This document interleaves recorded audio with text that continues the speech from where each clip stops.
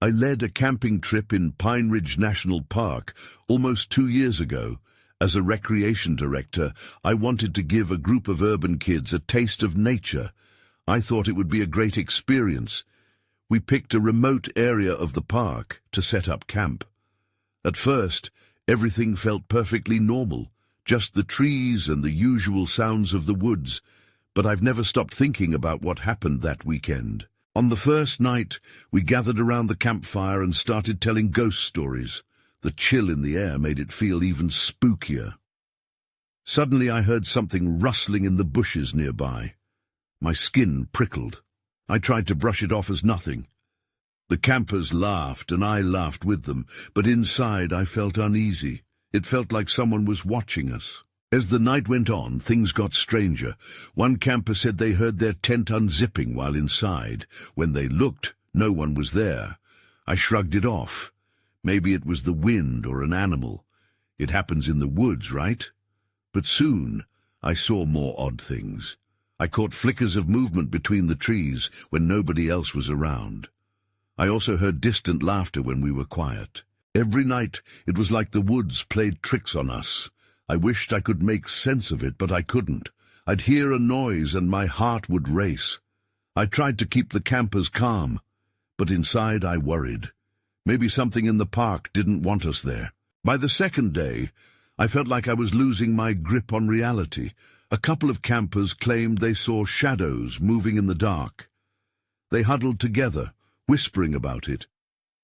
When I asked what they saw, they paused, their eyes darting around the campsite as if waiting for something to appear. I felt cold, really cold, even though it was summer. On the last night, everything changed. We were sitting around the fire when I spotted a figure standing just outside the light. I squinted, trying to see better.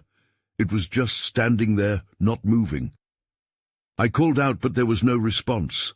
I turned to check on the campers. When I looked back, it was gone. My heart felt like it might explode. The next morning, the campers were eager to leave. They looked shaken. I wanted to ask them about what happened, but I just couldn't find the words. Were we just being paranoid? I wasn't sure. I couldn't tell them how uneasy I felt, but it seemed like we stumbled into something we didn't understand. Even now, I can't shake those memories. I think about that shadow standing there, waiting for me to look away. I wonder what it wanted.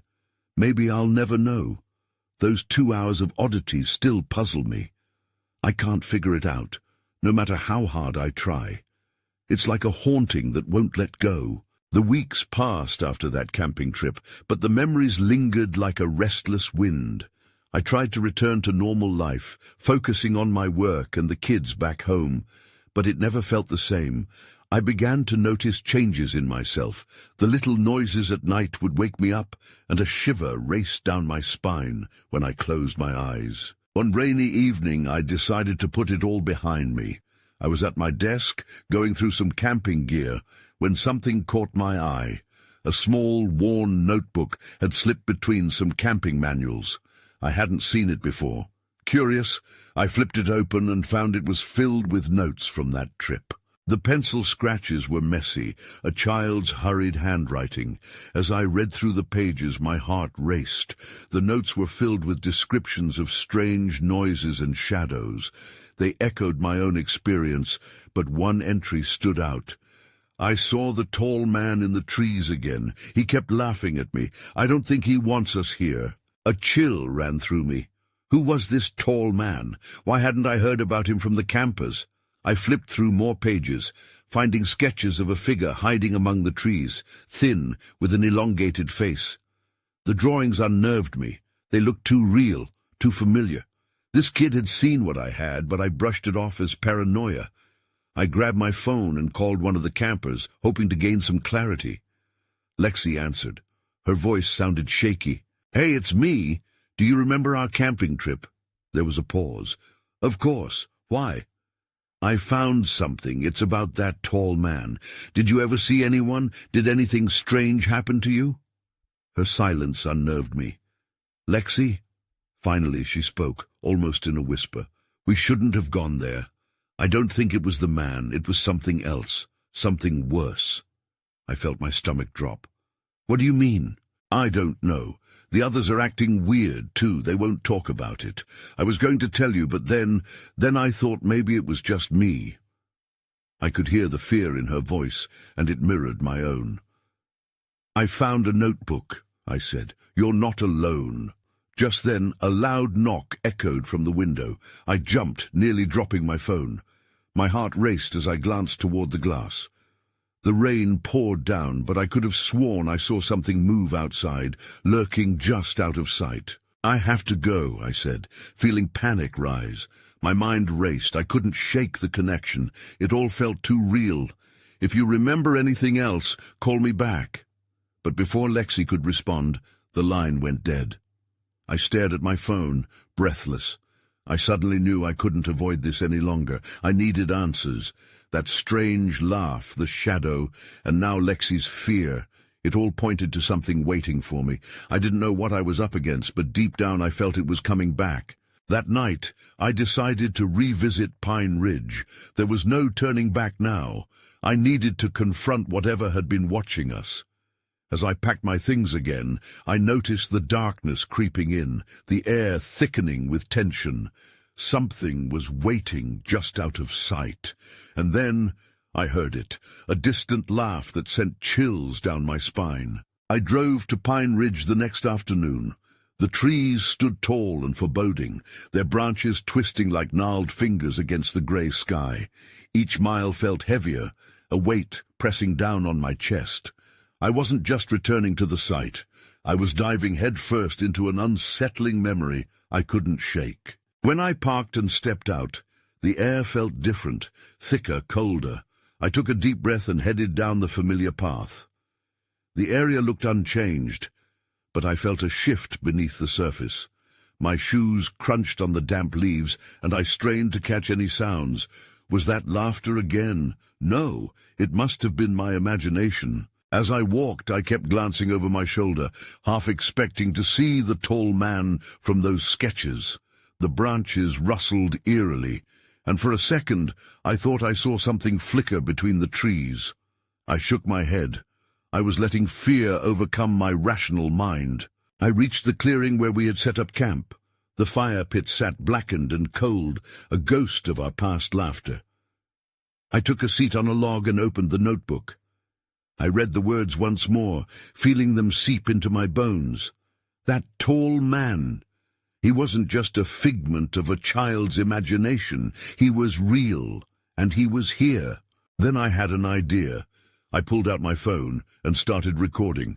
If anyone's listening, I need to know what happened here. I can't forget.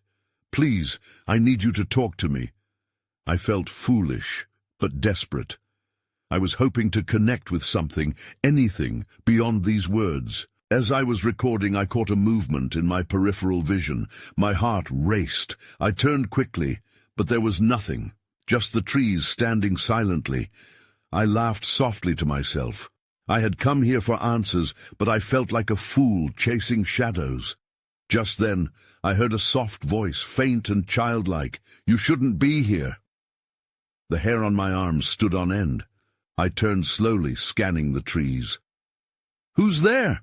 I called, voice shaky. No answer, just that laugh, clear and mocking. A chill crawled up my spine.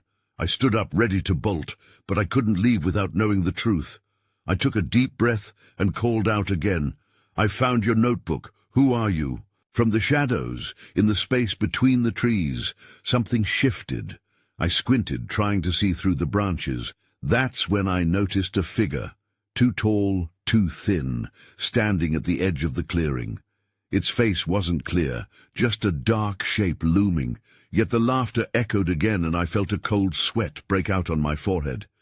Then everything went dead silent. The figure lingered for a moment before darting behind a tree, as if challenging me to follow. Fear gripped my chest, but I couldn't let it hold me back. I stepped forward, shaking off my apprehension. "Wait! Come back!" I shouted, my voice breaking the stillness. I took a step closer, and the heavy air seemed to pulse. There was no turning back now. I could either retreat to the safety of my car or confront the terror that had haunted me since that trip. What I found that day could change everything, and as I followed the echo of that laughter into the trees, I knew one thing for certain. I was not prepared for what was about to unfold. The woods swallowed me whole as I rushed after the figure. The laughter faded, bouncing off the trees and enveloping me in a disorienting echo. I felt the ground shift beneath my feet, roots and stones jarring my steps. Every noise seemed amplified, the snap of a twig, the rustle of leaves. My breath came in quick gasps, more from adrenaline than exhaustion. "Come on!" I shouted again, my heart roaring in my ears. "Show yourself!" But the forest remained still, the only response the murmur of the wind. Just when I started doubting my sanity, a fleeting glimpse caught my eye. There, to my left, just a shadow of movement behind a thicket. I pressed on, pushing through the brambles, making my way deeper into the trees. As I ventured further, unease prickled at the back of my mind. The tall man from the sketches haunted my thoughts. Was he here? I couldn't shake the image of him watching from the shadows, a spectator at this twisted game. I stumbled over an uprooted vine and fell hard against the damp earth. Panting, I pushed myself up, brushing off dirt and leaves. That's when I noticed something shimmering amid the underbrush. I knelt down and reached for it. A small pendant, tarnished with age, lay half buried.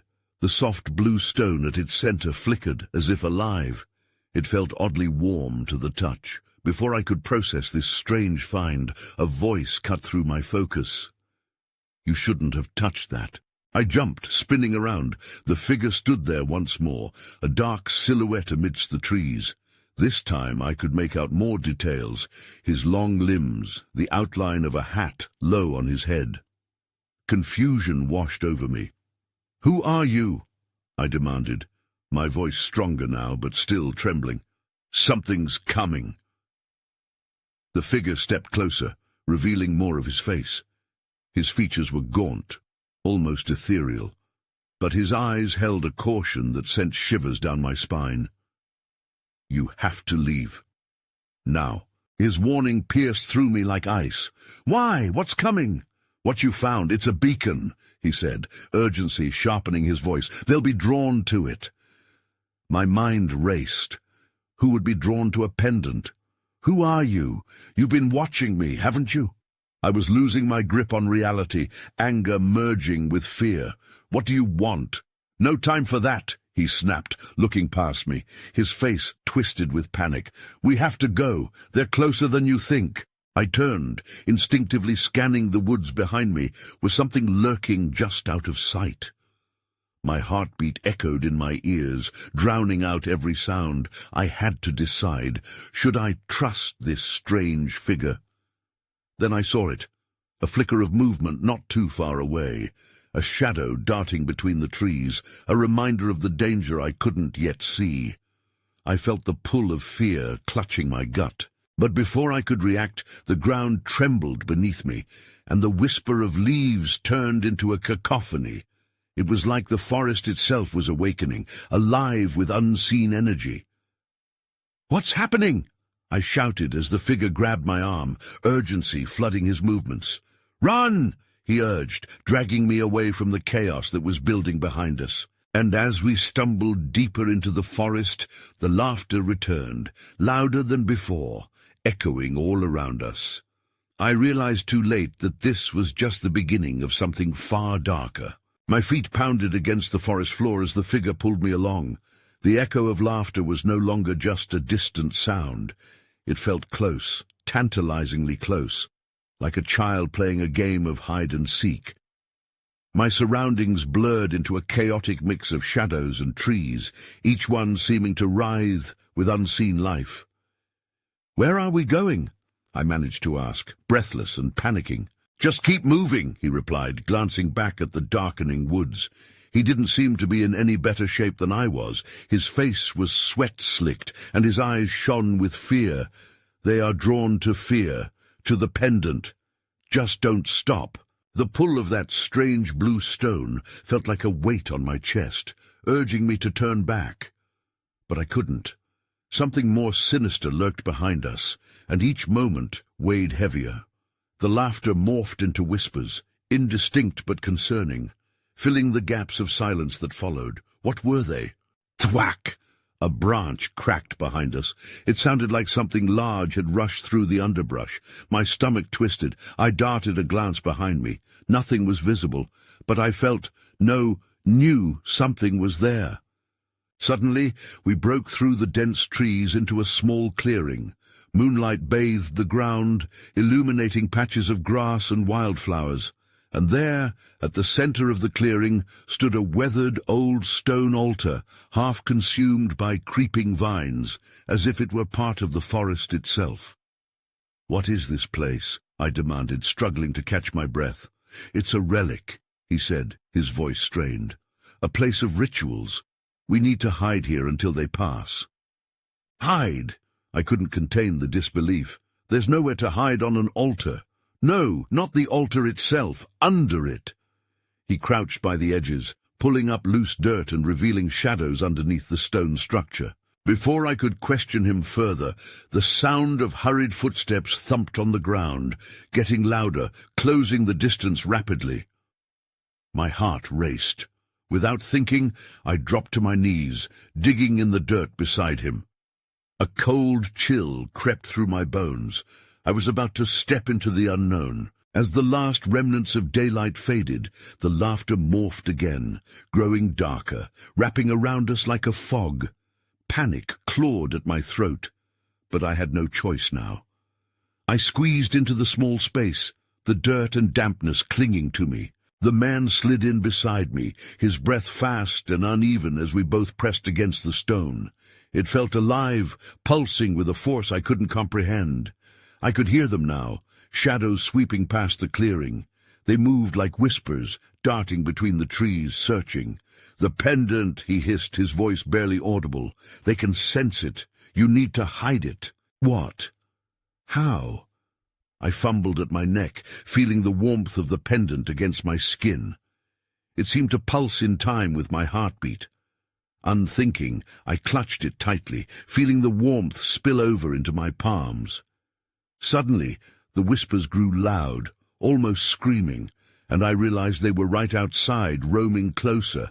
"Find a way to bury it," he urged, his urgency pulling me from my panic. With shaking hands, I dropped the pendant into the dirt beside me, fingers frantically covering it up. The sound of laughter faded, but it was only a brief moment of relief. I turned to the man, our eyes locking in shared terror. That's when I saw it. A dark figure break through the tree line, eyes glinting like silver daggers. They were not just shadows. They were watching us, waiting. I held my breath, feeling the weight of the forest closing in around us. The figure lingered at the edge of the clearing, its presence suffocating. I could barely breathe, each inhalation a struggle against the heavy air filled with tension. My heart thudded in my chest, each beat a frantic reminder of how exposed we were. "What do we do now?" I whispered, my voice trembling, barely rising above the silence that followed the laughter. The man next to me was frozen, his eyes glued to the shadow. "We wait," he said, but his voice lacked conviction. Silence enveloped us, broken only by the rustle of leaves and distant animal calls. My fingers continued to sift the soil, covering the pendant as if hiding it from sight would somehow render it powerless. I needed to believe it would work. But the shadow didn't move. It was still. Then unexpectedly, a high-pitched giggle erupted from the darkness, sending chills down my spine. "It's here! It's here!" echoed a chorus of voices, blending together in a way that unnerved me. My instincts screamed for us to flee, but there was nowhere to go, nothing but the stone altar above and the ground below. "What do they want?" I quaked, turning my attention back to the man. "Do you know what they're after?" He shook his head, his lips pressed into a thin line. "I've only heard tales. This forest holds secrets we weren't meant to find. Suddenly the dark figure started to shift. It moved with speed, blurring in and out of focus, as if it were a mirage.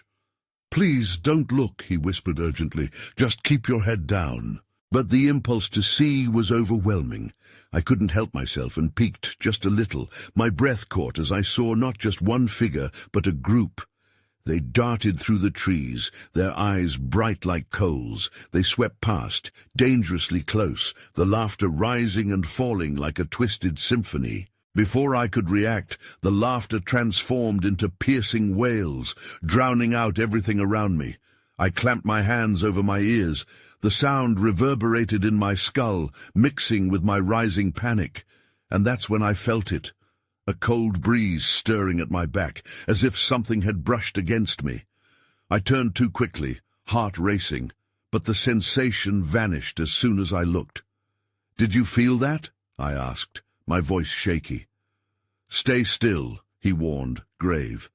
"They can sense fear, remember." But how could I stay calm? My thoughts spiraled, focusing on the thing beneath the altar, the pendant buried in the dirt. Was that truly enough to shield me from their gaze? As if in response to my worry, the figures suddenly stopped their skittering. Their heads tilted, and what seemed like hundreds of eyes turned to our hiding spot. I gasped, meeting their cold, unblinking stares. "What are they doing?" My voice was almost a cry. "They know," he replied, dread pooling in his tone. "We need to make a run for it." "Run where?" I blurted, panic pricking at my insides. "They'll catch us."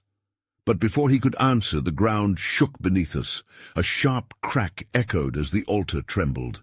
I opened my mouth to scream as a brilliant light shot from the pendant, erupting like a supernova from its hidden location.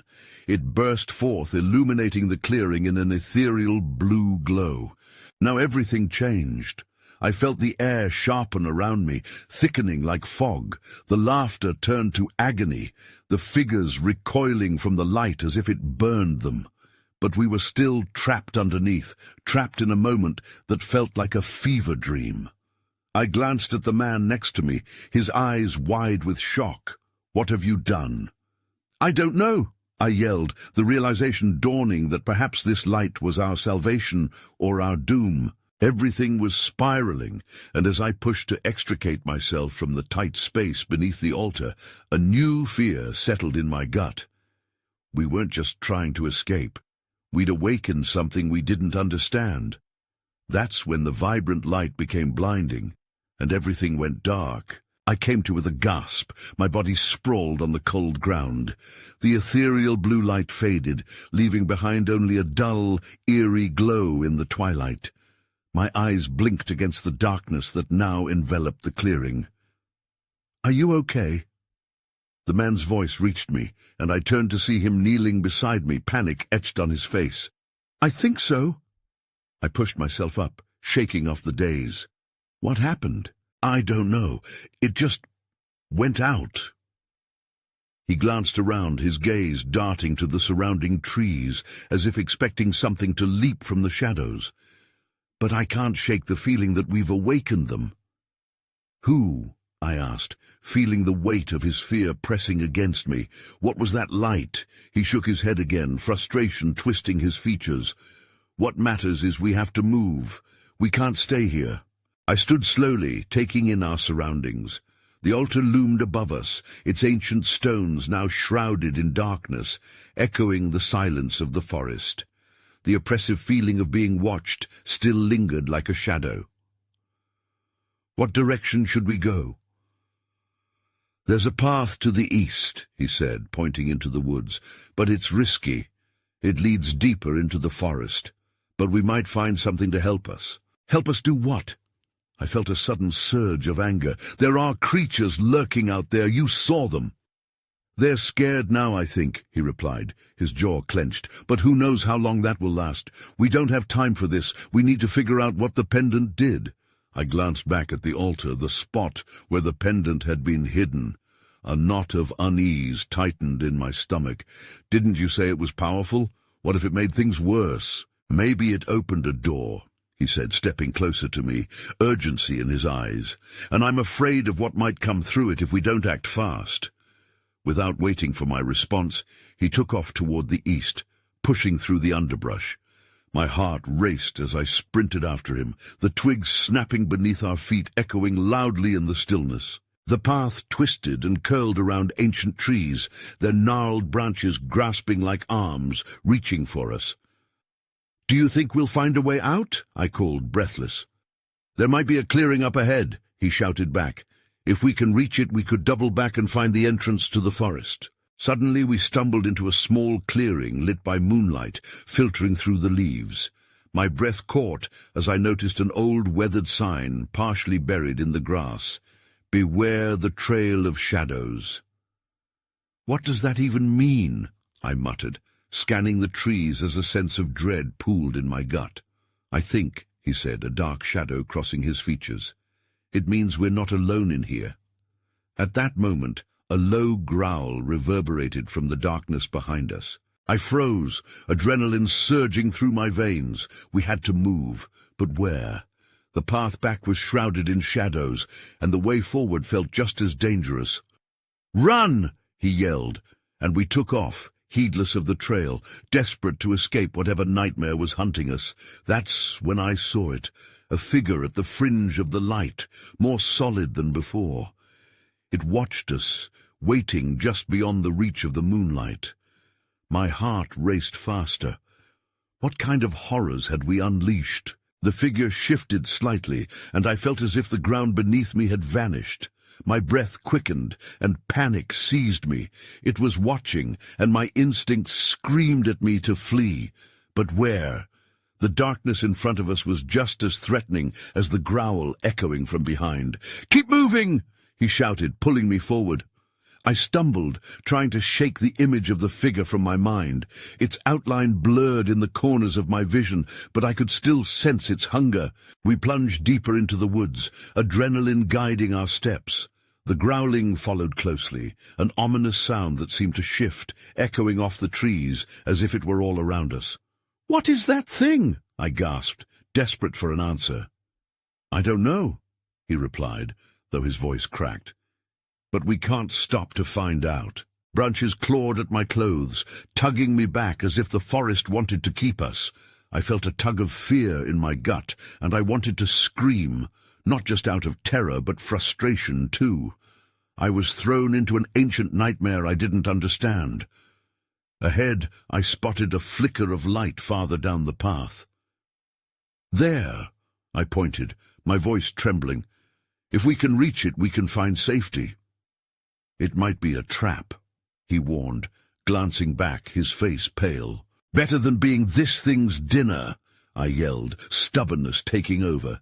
The light was our only hope, and desperation fueled my steps. We veered toward it, stumbling through the underbrush. The light grew brighter, drawing us in. As we neared, I realized it came from a crude lantern hanging from a tree branch, casting eerie shadows on the ground. I felt a strange compulsion to reach for it. "What if it's a mistake?" he said, pausing just short of the light. "For all we know, it's a sign," I argued, feeling the urge to trust it, even if logic told me otherwise. "We have to try." I grabbed the lantern, its metal cold against my fingers. The light flickered, illuminating the area. In its glow, I finally got a full view of the clearing we had entered. Small stones encircled the lantern, almost like a ritual site. "What is this place?" he asked, eyes scanning the surroundings, the unease evident in his voice. Before I could answer, a chilling realization washed over me. The lantern's light didn't just brighten the clearing, it revealed what had followed us.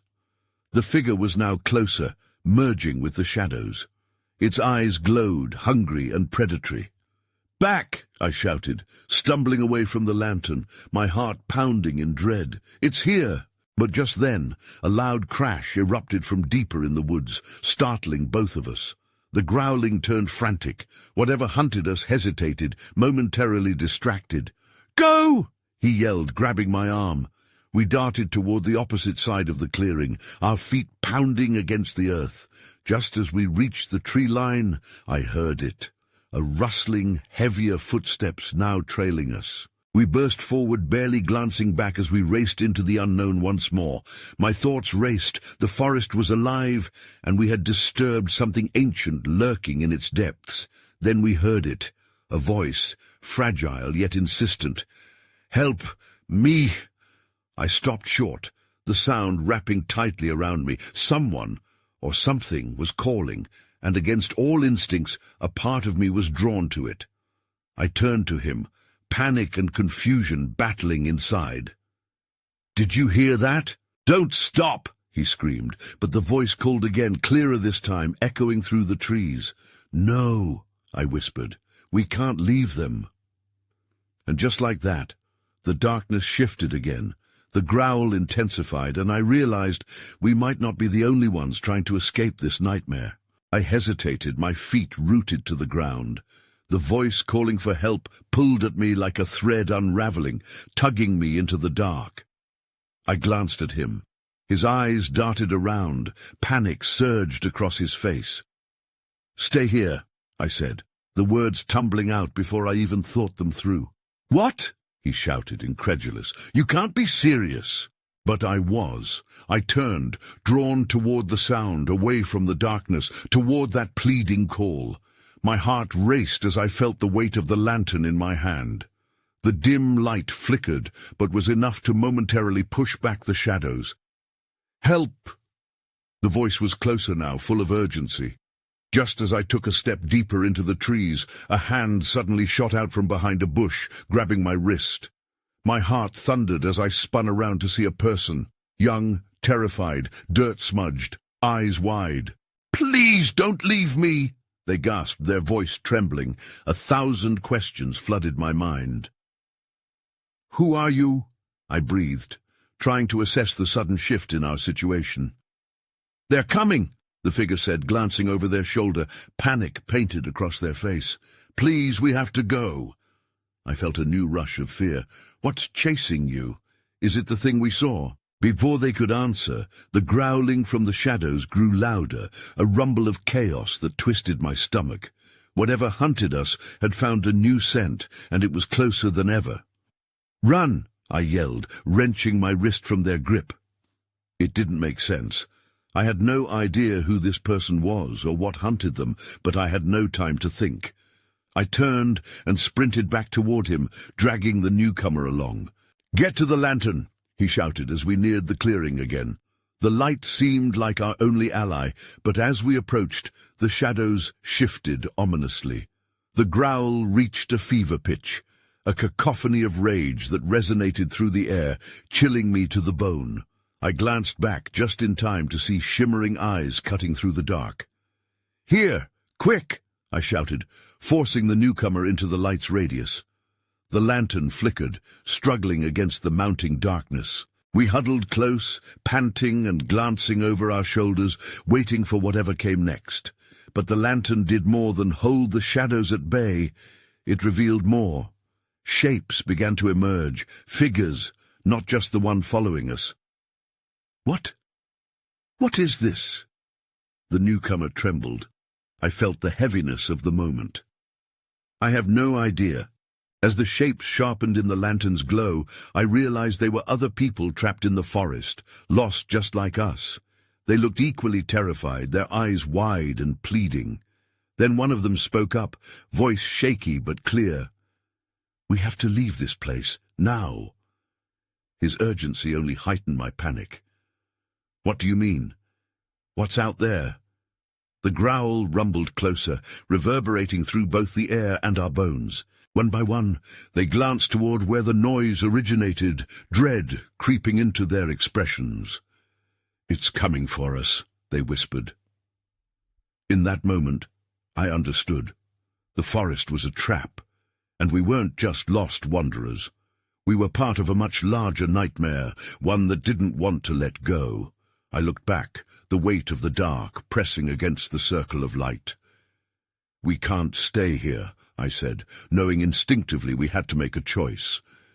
"We have to find another way out." But then, just as we began to move, the lantern went out, plunging us into an oppressive darkness. Someone's in the house, I thought, realizing we weren't alone at all. The darkness swallowed us whole when the lantern extinguished, the cold air wrapping around me like a shroud. I could feel the panic rising, my heart drummed like a war cry, my breaths quickening.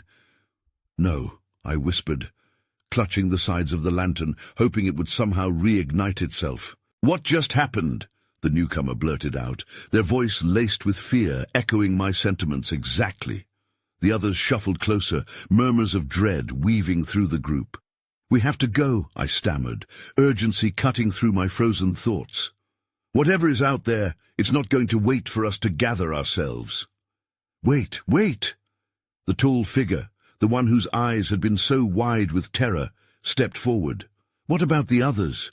They're still lost in the woods." Before I could answer, the growl rumbled again, now sharp and furious, closing in on us. The oppressive darkness felt alive, every sound amplified, every strained breath tightening my chest. A shiver ran through me, a cold reminder of how vulnerable we truly were out here. "Follow me," I said almost defiantly, turning in the direction we had come. "We have to find a way back to the altar. There was a path. We can regroup, try to find more lanterns or something." The newcomer nodded, eyes wide with determination. "Let's move!" We surged forward into the darkness, every step a reminder that something lurked in the shadows, something that had ambitions of its own. I stumbled through the underbrush, brambles cutting into my arms, breaths hitching as I fought through my rising terror. The growl, echoing like a storm, told me it was near, that it was gaining on us. Reaching where the lantern had once been, I paused briefly to scan the ground. My heart sank when I saw nothing, just dirt and whispering dread. "It's gone," I breathed, realization churning in my stomach. "What now?" the tall figure asked, glancing anxiously over his shoulder, as if expecting the growl to manifest into something flesh and fury. "Maybe we can light a fire," the newcomer suggested breathlessly, searching the ground as memories of campfires flickered in their mind. "Fire?" I echoed. "We're in the middle of a forest. There's too much at stake, especially with everything chasing us." In the shadows, whispers started, fragile, beckoning. It was unnerving, weaving through the trees like a melody or a siren song. I couldn't understand the words, but it felt like temptation, urging me to step into the darkness. "Stay close," I commanded, trying to stay vigilant. The laughter returned, distant but unsettled, mingling with those siren calls in a too familiar way. The sense of something alive, of eyes watching, felt suffocating. Then a figure broke from the shadows ahead, a flash of tattered clothing, wild hair, and then it was gone, disappearing faster than I could comprehend. "What was that?" the newcomer gasped. "I don't know," I mumbled, throat dry and tight. "But we can't stand still." We pressed forward again, stumbling and falling as our minds raced to make sense of our surroundings. The woods twisted in every direction, a labyrinth of shadows that seemed to change with every heartbeat. My senses blended together, fear, confusion, and the undeniable knowledge that we were being herded deeper into the woods, toward who knows what. Then ahead, I saw it, a flicker of distant light shimmering through the canopy, an almost impossible beacon against the utterly consuming shadows. "There!" I shouted, pointing. "Head for the light!"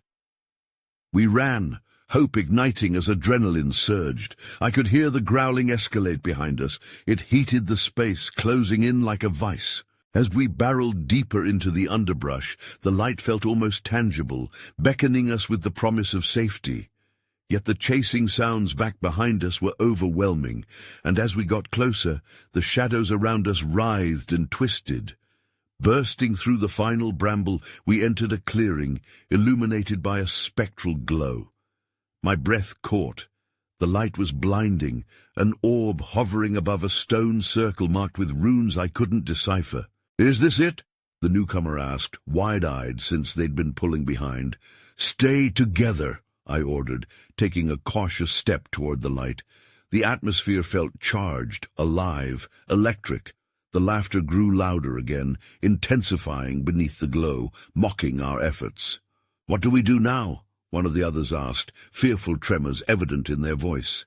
"We finish what we started," I gasped, reluctant yet resolute. "We have to confront it." Just then, the shadows surged forward, engulfing the clearing in darkness.